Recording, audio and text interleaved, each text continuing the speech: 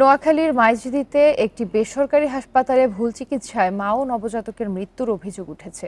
এই ঘটনায় হাসপাতালে ভাঙচুর করেছে নিহতের স্বজনেরা। শনিবার জেলা শহরের মাইজদী আধুনিক হাসপাতালে এই ঘটনা ঘটে। নিহতের স্বজনদের অভিযোগ, শুক্রবার দুপুরে আশিকা কবির নামে এক চিকিৎসক সিজার অপারেশন করেন।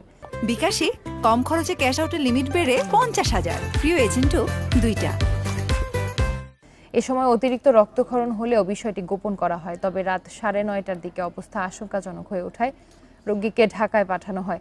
শনিবার বিকেলে চিকিৎসাধীন অবস্থায় মৃত্যু হয় মা ও নবজাতকের। এই ঘটনায় ক্ষিপ্ত হয়ে গতকাল রাতে হাসপাতালে ভাঙচুর চালায় স্বজন ও এলাকাবাসী।